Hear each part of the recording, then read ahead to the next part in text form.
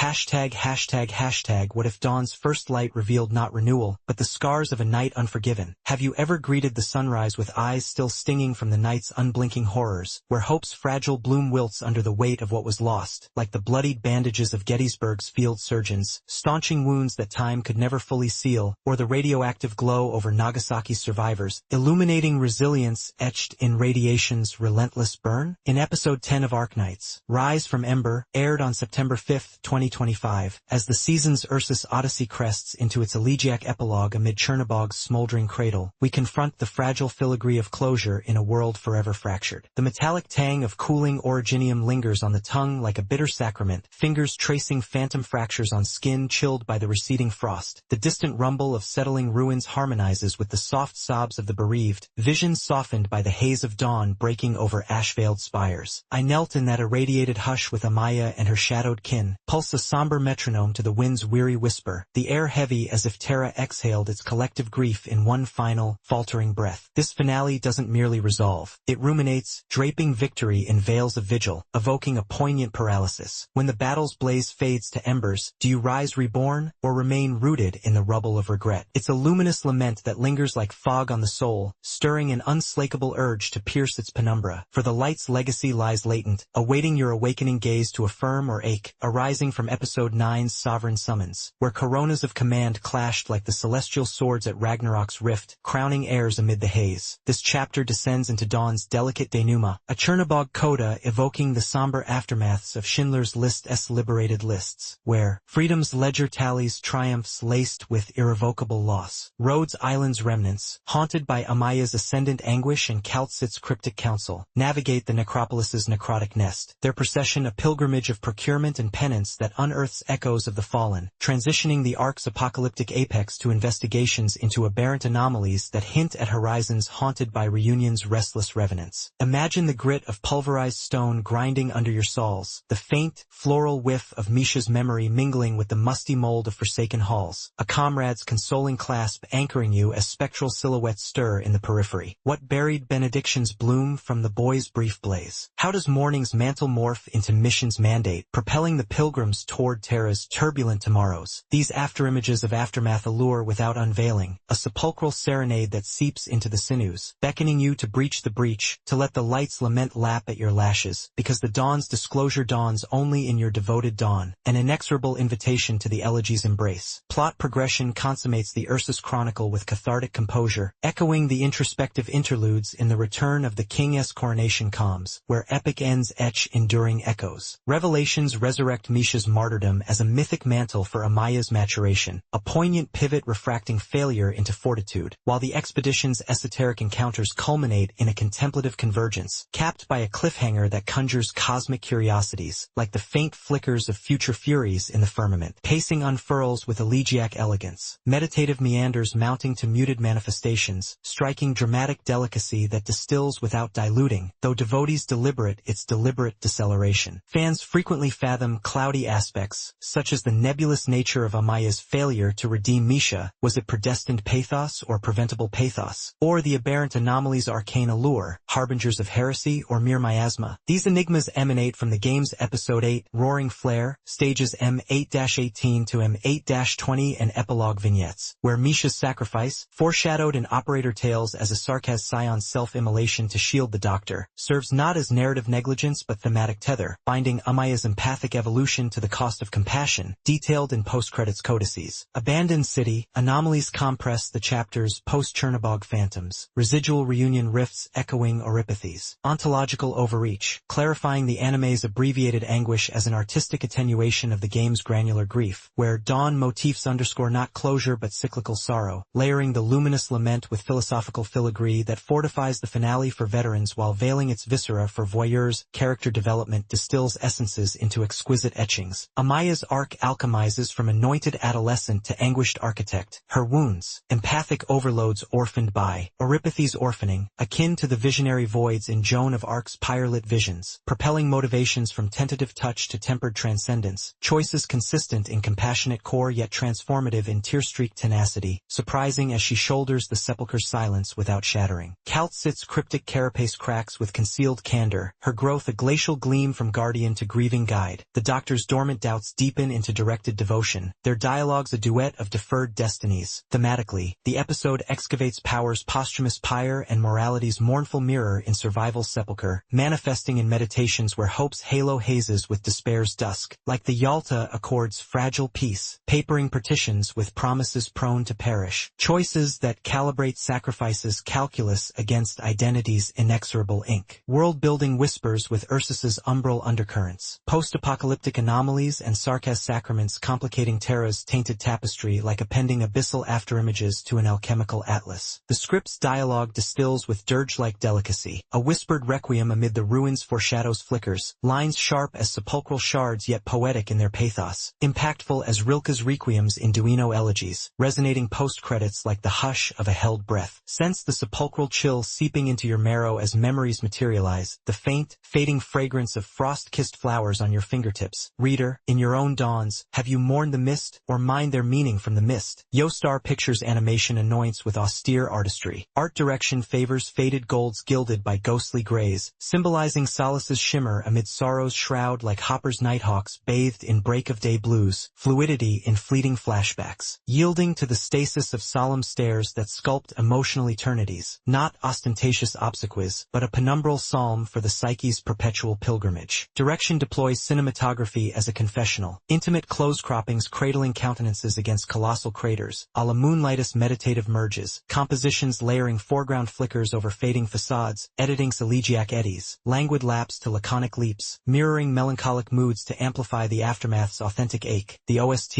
Yuki Hayashi's hymnody, haunts as a hallowed harbinger, motifs of muted minors mounting to mournful majors like Mahler's asterisk. Kindertotenlieder asterisk in Lament's lift, crescendos consecrating the convergence into cortical catharsis, while silences sanctify louder than sobs, evoking the sacred stillness post-Auschwitz ash. Voice acting vivifies the vigil. Amaya's Siu infuses a timbre of tremulous triumph laced with tremor, intensity a lantern's low burn embodying air's harrowing halo. Kaltzit's delivery drips with draconic dirge tempered by tenderness, soul surfaced in every shadowed syllable. This episode enshrouded me in empathetic elegy, a sanctified scar of solace laced with somber splendor, junctures of judicious jubilation amid the sepulchre kindling wonder at will's wondrous weave, much like the unbowed urns in Pompeii's preserved pleas. I shouldered the sepulchre as sepulchre kin, sinews sighing during a destiny's dusk where echoes eclipse and endure, a nexus nullifying norms toward nascent narratives. It evokes eternal epilogues. In Apocalypse's afterimage, does dawn deliver, or merely defer the dirge? Have you, in loss's luminous limbo, gleaned the ghost's graceful gifts? This is that vigil vivified, philosophical penumbras piercing from Verdun's veiled vistas to your latent laments. Curiosity a candle ceaseless, casting to the episode where embers await to enliven or entomb, through reverse reading, the anomaly's arcane allure or morning's measured meander, potentially perturbing in their penumbra, aren't narrative nebulae but deliberate dirges, echoing episode 8's metaphysical mists to magnify melancholic mystery, though the anime's attenuated anguish occasionally eclipses emotional escalation, a murmur mitigated by its mesmerizing momentum. I anticipate the deceleration may dim some dazzles, yet personally, I was struck by the subtlety, even as it courts catharsis's chill. Episode 10's luminous legacies, profound pilgrim pivots, lore-laced laments, and auditory anthems, outweigh its osmotic obsequies, consummating artistic axioms of sepulchral